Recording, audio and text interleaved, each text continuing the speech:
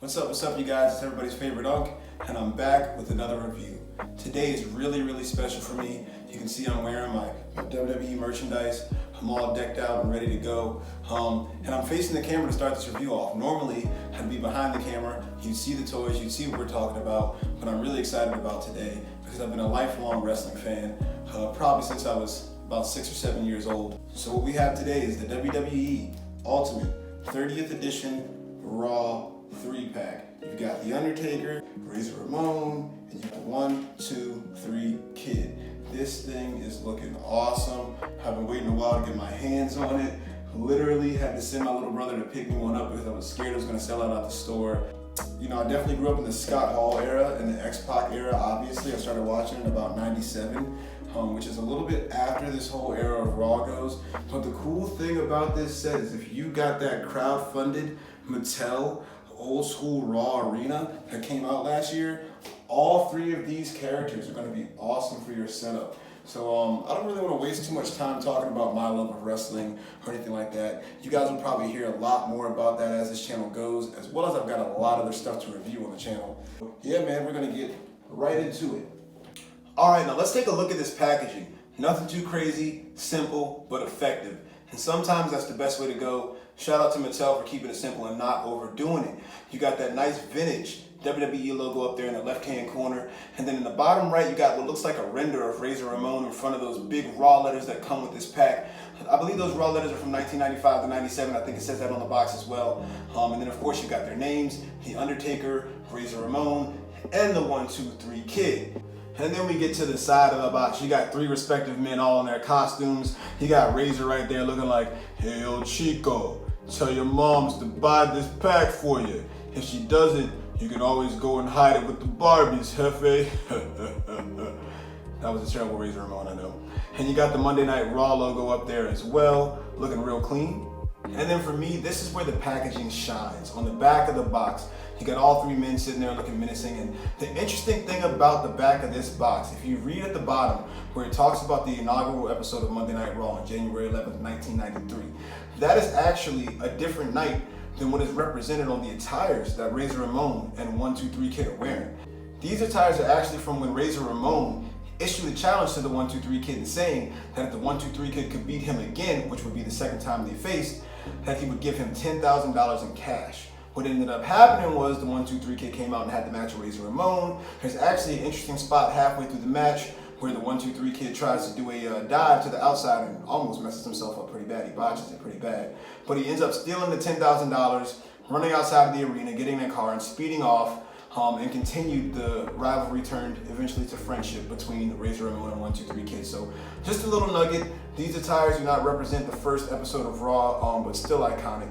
And you've got the Undertaker over there as well, looking menacing with the hair in his face, with the bear on before he got all tatted up. Man, this is awesome. And if you're an inbox collector, you cannot go wrong. But anyway, this is not staying in the box because we're gonna get these figures out, take a look at scale, articulation, paint and detail, the whole gamut. So let's get started with it. Here they are, fresh out of the packaging in the clamshell. And if you just look at these figures, they look pretty awesome. Now off the bat, what I'm noticing is, I don't know, is this cloth? This is not a cloth goods vest for Razor Ramon, which is a little disappointing because it looks like you get all cloth goods with Undertaker, but we'll get to that in a second. First, we're going to take a look at the accessories. All right, so it looks like you got 1 set of fist hands for the Undertaker. He also got his creepy rest in peace hands as well. For Razor Ramon, you get a whole lot of hands. You get a set of open hands. You also get a set of fists. And on him, you get the pointing at himself hands, the hey Chico, the bad guy hands, or whatever you want to call them, thumbs up. And then for 1, 2, 3 Kid, you got 1 set of fist hands, you got the $10,000 duffel bag, and you got the $10,000. Behind these gentlemen, it looks like you have those big Raw letters. And I think that these down low are the things that you're going to prop up those Raw letters on, like little stands. But let's not wait any longer. Let's take everything out and take a closer look at it.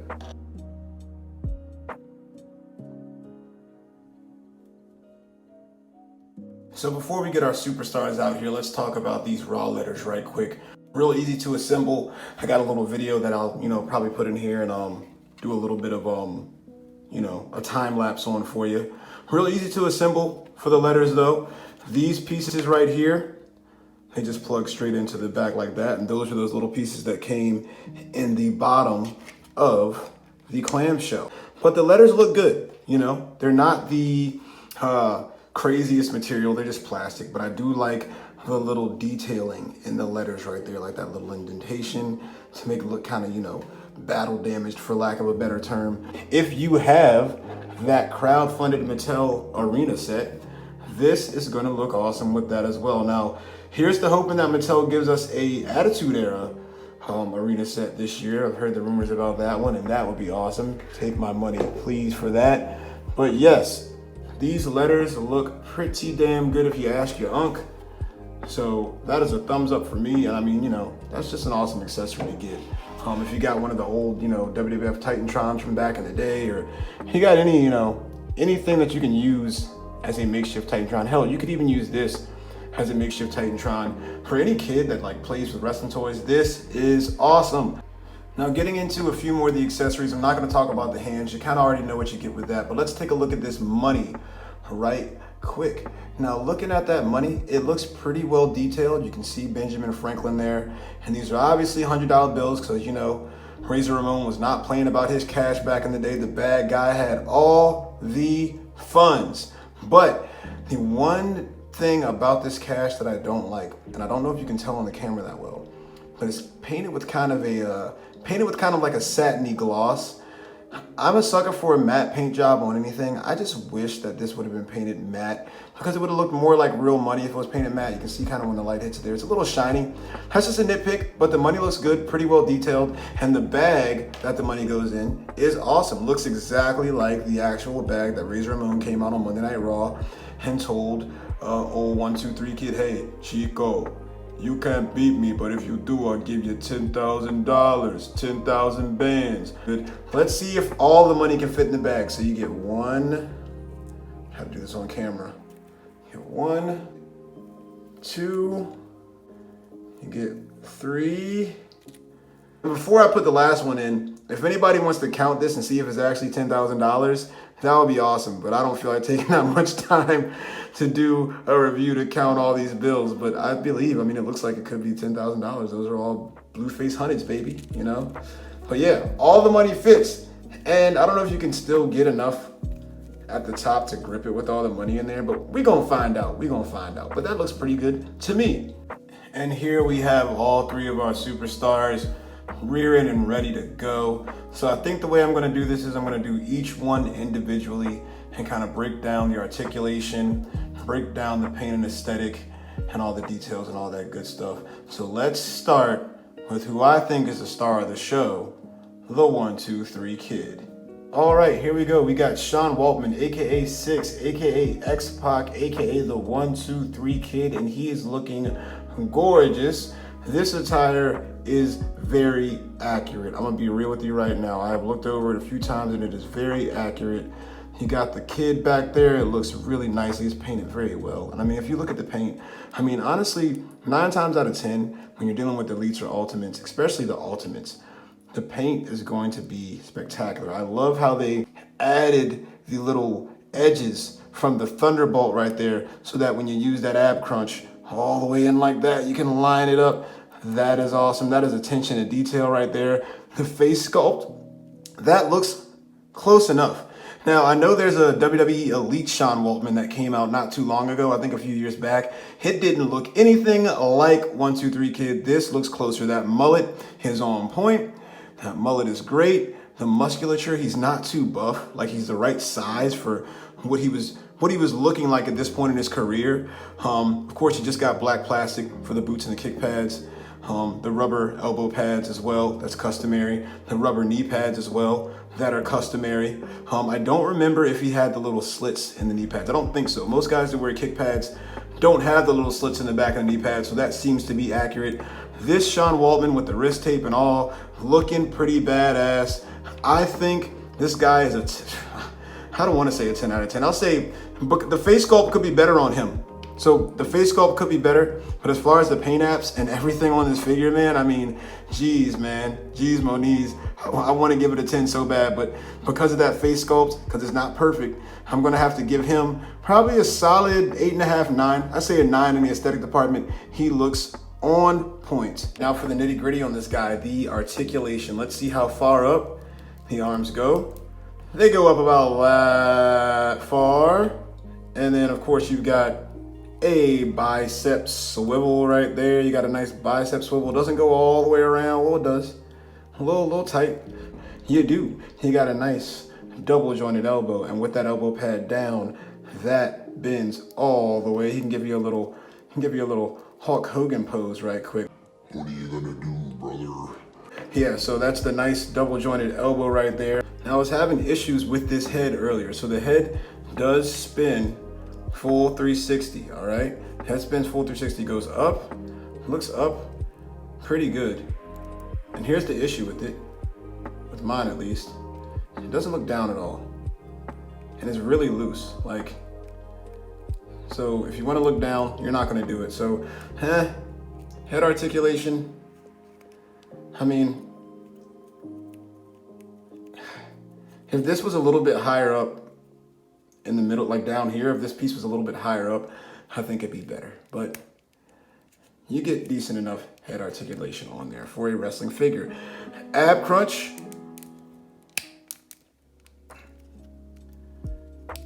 Goes forward about that much. That's not a lot for the ab crunch. Backwards. Whoa, dude. Cowabunga, bro. Not a lot backwards. You get a nice waist swivel there, 360. You know, I love a good waist swivel. And you get in your legs do kick up about that much. He kick back, none at all, because he's got a little 6 butt. You do get a double jointed knee, I believe, but I'm not gonna try to move those. Oh, but even with the knee pads, that double jointed knee is awesome with the knee pads too. So I like that. You get a thigh swivel, which is customary. You get a nice ankle rocker, an awesome ankle rocker for a wrestling toy. And the only thing is, it doesn't go up at all. So that's gonna limit dynamic posing and it doesn't go back. But that ankle rocker is very nice. Wrist swivel, up and down, as is customary. So overall, articulation is not bad. I really don't like that head or that neck joint. You know, the feet don't go up and down, but they do have a nice ankle rocker. And the torso joint is not the best. And see, the head on mine is very loose on the head. But I'm mostly gonna have them just pose, so that's fine. Articulation for this guy, I'm gonna go ahead and give articulation. I'm gonna give it a 7 out of 10. Now when it comes to scale for old 123 Kid, I think he scales perfectly to the pack that he came with. I decided to just go ahead and throw the scale of all three in at this point, even though we've seen multiple photos of them together. But the scale, I think, is perfect. You got the Undertaker looking the right height compared to both Razor Ramon and the 123 Kid. So as far as scale with those guys, that is good. Okay, so here is an older Jakks Pacific Rob Van Dam that I customized, and those arms, you can tell those arms are super dated. You can't really push them in that well, but if you put him next to Rob, he's a little taller than Rob, it looks like. And I don't think that's accurate. I think he's a little shorter than Rob. And then you have Roddy Piper, but hey, that's Jakks Pacific. You have Roddy Piper Elite. I think he scales pretty good to Roddy Piper. So the scale for 123 Kid is excellent. I like the scale. Alrighty, now let's get to Chico, the bad guy. Now this isn't my favorite Razor Ramon attire. I'm very partial to the red underwear and the yellow vest attire. That there's actually an ultimate, a special edition ultimate that I believe you can only get online of that attire. This one will do though, as the only Razor Ramon that I have, and I do need to put a small rest in peace to Scott Hall in here as well. I did not get that in earlier. Unfortunate that he passed, gone too soon. But anyway, let's get into his aesthetic. So the one gripe I have, as I was saying earlier, is that this vest is not cloth goods, but I am not too against that. It is fine. It's that nice soft plastic, so that's great. I like that. Very pliable. You can do a lot of things with it. The hair on the chest is painted awesome. Hair on the chest is painted awesome. These chains, they get the job done. You know, for damn near $70, I think you can give us something better than that. And I don't really like the way that they're like painted or whatever that is on them. They look gold, like the paint is gold, but it just looks really dull. It doesn't come off like I think that they wanted it. It doesn't come off like I think they wanted it to. So I'm not a fan of the chains really, but you know, you need them for Razor Ramon. And I think these are reuse. I think Mattel's used this exact same chain before, I believe. On the back, the Razor Ramon looks pretty good. And you know, this is reuse anyway, I'm pretty sure. Like this is, I believe there was a WWE Elite of Scott Hall a few years ago in that blue attire. It's just reuse, but a repaint, but still good. The tights are perfect. Like if you look at the paint apps, you know, just like on the 1-2-3 kid, everything is clean. Like everything is so clean. There's not many errors in places that there normally is, like the boots or, you know, places where there's cracks at in the plastic. I mean, everything is just so seamless and clean. And that head sculpt, same case with 1-2-3 kid, aka Sean Waltman, aka 6. Not perfect, but it's pretty damn good. Like for Razor Ramon Scott Hall standards, that's gonna be one of the better face sculpts you see. And that 5 o'clock shadow, oh, see, I got a little blemish right there, my 5 o'clock shadow. That is the first blemish I've seen on any of these figures. So the 5 o'clock shadow's got a little blemish. Aesthetic wise, simply because we've had multiple Razor Ramones and there hasn't been a whole lot of 1-2-3 kids. And maybe that's why I was a little high on my grade for 1-2-3 kid. I'd feel bad if I didn't give it a 9, but I'm gonna give it a, you know, an 8, 8.5, because there was that little spot on the 5 o'clock shadow and it's mostly just repaint, like pretty much all. So, you know, I can't give them that much credit, but they did nail it and that's all they had to do for this pack. Now getting into articulation for the bad guy, these things are always so tight out of the box, but he has the same. Do a little twirl for us. Yep. That double jointed elbow, yes he can. Same as his buddy Sean. Bicep swivel, bicep swivel. It swivels real nice. Wrist joint, same deal, and I like that. I like that wrist joint. So much articulation on that. It spins 360. Great wrist joint. Let's look at the head on him, all right? Limited a little bit because of the hair. And see, it's gonna pop off if you try to turn it. Let's try it without the chain. Because of the hair, it's very limited. And that might be because the vest is on there too, but you know, you don't need to spin them and you don't need to have them do the exorcist pose, you know? Up. The hair is limiting it once again. Down. Not too much. Put his chain back on him right quick. Diaphragm joint. That's actually better than the 1-2-3 kid. Back, about the same. Same.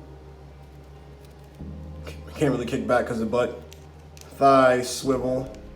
Thigh swivel. Double jointed knee. These knee pads are a little thicker and you can see I'm already getting a little stress on the knee pad. That always happens with these though, so be careful. Double jointed knee, I don't want to push it too far. Ankle rocker, not as good as on Sean Waltman's. I keep calling him that, not as good as on his. And it doesn't go up or back for him either. So yeah, for articulation on the bad guy here, I'm gonna have to go with a solid 6.5. It's a little bit worse than the 1-2-3 kid. But I don't think that's what this pack is about, is the articulation, honestly, but it's a little bit worse. And of course, you know, we gotta save the best for last, the Undertaker. And this Undertaker, honestly, out of the other two, I mean, I thought the 1-2-3 kid was gonna be the one I liked the best, but the Undertaker just aesthetically looks damn awesome. And those soft goods bring him to life. You got the soft goods jacket, soft goods tie, even the kick pads are like a softer plastic. This, to me, for this era of the Undertaker, I know there's been other ones. There's been that there's that Defining Moments 3-pack one with the purple kick pads. My brother has that one. There's a few other ones that are made from this era.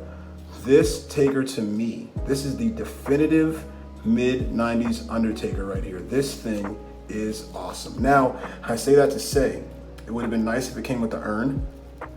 I mean, look at that head sculpt with the hair, man. Is he doing the rolled back eyes? I can't really tell. No, he's not. But I mean, that's awesome. You know, this soft goods just bring it to life. The hat, you know, we've gotten hats with takers before, nothing to run home about, just a typical dead man hat. I want to take his jacket off, especially for the articulation and all that good stuff. So give me a moment and I'll take his jacket off. But yeah, I mean, aesthetically, I'm going to give, you know, I don't want to give him a grade before I take the jacket off, but I'm going to give The Undertaker a 10. He looks awesome. I'm going to take the jacket off and see if I still think that. Yeah, he gets a 10. He gets a 10 out of 10, a 100 out of 100. I mean, I just had to test the articulation to do this pose just for fun, like while I took his jacket off. Look at this guy, guys. Look at him. He is awesome. Like I said, like literally, this is the definitive Undertaker for your collection. The definitive early 90s Undertaker. I mean, shit, if you want to make this your definitive Undertaker in general, I don't care. This thing is awesome. Like I said, I have the default, my brother has a 3-pack, but I have the Defining Moments Ministry of Darkness Undertaker. It's still in box. But this, this Undertaker right here, this one right here, man, this thing takes the cake and some. Let's take a close-up look, man. He got the tattoos, you know what I mean? Very, very extremely detailed tattooing too. Now, I know he had a little bit of color in there. So, if you look on the box, there's a little bit of color in there, but that's okay because this figure looks, dude, this thing looks so good. No paint other than the gloves. Other than the gloves, the hair, the face sculpt. But dude, I don't care. I do not care. Look, the wrinkles are sculpted. This thing is perfect to me. This is a perfect Undertaker right here. For the head, bro, look at that. Full 360. Razor, I couldn't do it. He's got long hair like Razor, but with him, I can do it. Full 360. Now, maybe if I had taken off the vest on Razor, I could do it, but whatever. Can't really look up. Can look down just a little bit, so not the best head articulation on these guys. Arms can go up. Very stiff, but they do go up. Tight joints out the box. Double jointed elbow right there. Bicep swivel. Wrist hinge. Yeah. A-Town down. Austin Theory. Yep. Great wrist hinge there. Torso, about the same as the others. Waist swivel. I didn't do this on the other ones, but splits. That's damn good for an Undertaker. That's damn good. Double jointed knee.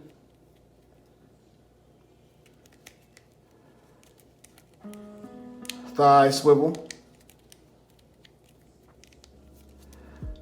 And I'm not expecting anything out of this ankle joint because of the soft plastic that is the kick pads. Man, this is getting a 10 out of 10, a 100 out of 100 for the aesthetic. This is an awesome figure. Hell, like this is my favorite figure in the pack already.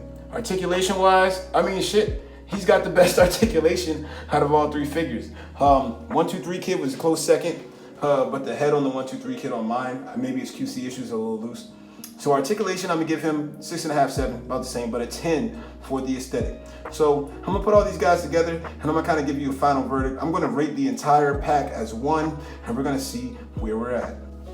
All right, guys, truly a home run by Mattel on this 3-pack in a number of ways.